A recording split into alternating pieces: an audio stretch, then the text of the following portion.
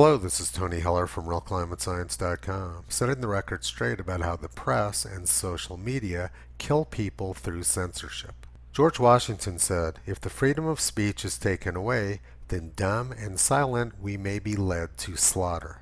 Twitter has censored the President of the United States on many occasions.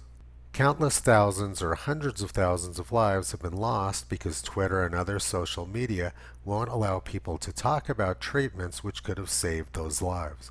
And once again, the low-level, unelected employees of Twitter are violating the First Amendment by censoring the President of the United States.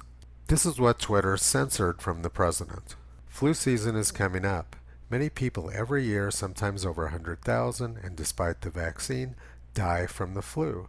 Are we going to close down our country? No, we've learned to live with it just like we are learning to live with COVID, in most populations far less lethal. Twitter has no right to censor the President of the United States under any circumstances, but particularly when he's telling the truth. Let's look now at the information presented in President Trump's tweet. The 1968-1969 Hong Kong flu pandemic killed more than 100,000 Americans, and this despite the fact that the population was much lower back then. But like President Trump said, we didn't close the country down. Instead, we held the world's largest rock concert with 400,000 people, and we went to the moon, with huge crowds of people watching the liftoff. Additionally, there were massive anti-Vietnam War protests occurring all over the country. And just like President Trump said, we didn't lock the country down, we didn't mandate masks, and we didn't violate people's human rights. And just 2 years ago, the New York Times reported that more than 80,000 Americans died from flu. Among the dead were 180 babies, children, and teenagers, more than in any year since the CDC began tracking pediatric deaths. COVID-19, on the other hand, has killed very few children. 17 states reported 0 child deaths. Now let's put this in perspective. Last year, a newborn baby died every 13 seconds. And Johns Hopkins University has estimated that as many as 250,000 babies may die indirectly due to COVID-19 lockdowns and lack of access to health care. Disruptions to healthcare and lack of food are likely to cost the lives of at least 250,000 babies and young children and more than 10,000 mothers in low and moderate income countries over the next 6 months, according to a study from Johns Hopkins University. The disease isn't killing these people, it's the hysteria from places like Twitter which is killing them. Social media and the press have countless deaths on their hands. And here is the latest official data from England and Wales. The red line shows weekly deaths from COVID-19, and this blue line here shows deaths from influenza and pneumonia.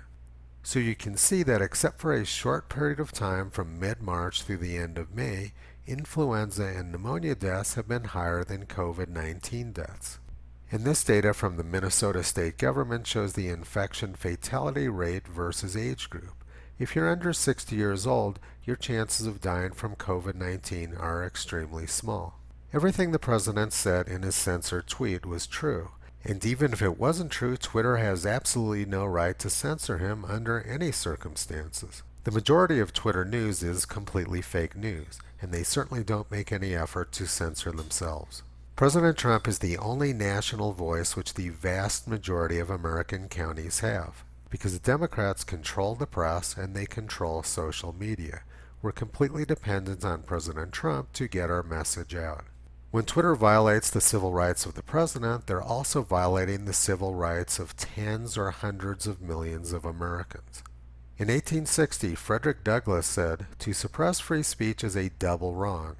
It violates the rights of the hearer as well as those of the speaker.